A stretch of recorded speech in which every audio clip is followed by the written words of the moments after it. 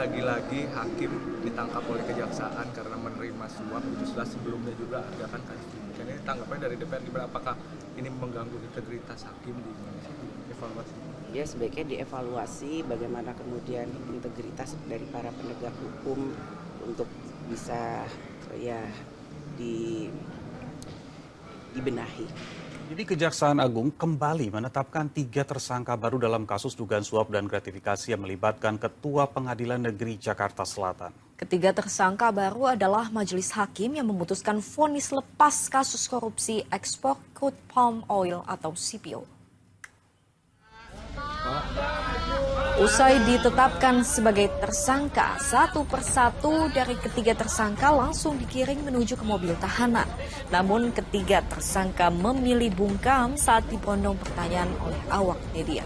Ketiga tersangka baru ini adalah majelis hakim yang memutuskan vonis lepas kasus korupsi CPO di Pengadilan Tipikor Jakarta Pusat pada tahun 2024. Ketiga tersangka yaitu Agam Syarif Baharudin, Ali Muhtaro dan juga Juyamto terbukti menerima suap sebesar 22,5 miliar rupiah dari Ketua PN Jakarta Selatan yang kini juga sudah berstatus tersangka Muhammad Arif Nuryanta.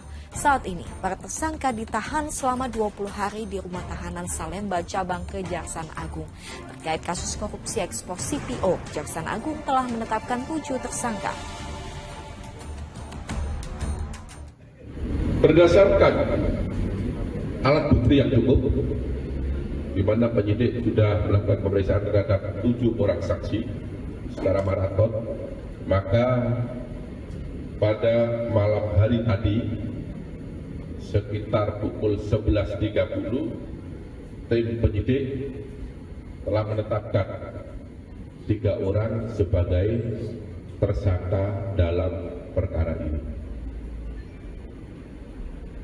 Adapun ketiga orang tersebut masing-masing adalah: 1. Tersangka ABS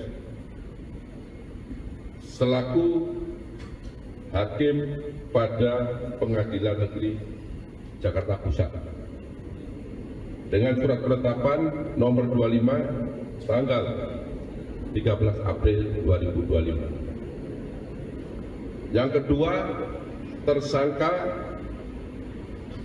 AM berdasarkan surat penetapan nomor 26 tanggal 13 April 2025. Dan yang ketiga, tersangka DJU yang bersangkutan adalah hakim pada Pengadilan Negeri Jakarta Selatan berdasarkan surat penetapan tersangka nomor 27 tanggal 13 April 2025. Ya, hari Sabtu kemarin kita dikejutkan dengan penetapan tersangka Ketua Hakim Pengadilan Negeri Jakarta Selatan. Tiba-tiba kemarin kita lagi-lagi dikejutkan, ternyata dia tidak bermain sendiri, tapi ada 3 hakim lain yang ditetapkan juga sebagai tersangka yang mereka ini berkomplot untuk membuat putusan Vonis bebas tadi. Betul. Ya. Nah ini adalah salah satu potret miris lagi-lagi hukum diperjualbelikan di negeri ini. Waktu itu saya jadi ingat Presiden Prabowo Subianto sempat mengatakan akan menaikkan taraf hidup hakim baik dari rumah yang layak, kemudian gaji yang baik untuk meminimalisir nih praktek-praktek korupsi semacam ini. Nah kita harapkan semoga cepat realisasi supaya ada hasilnya juga. betul.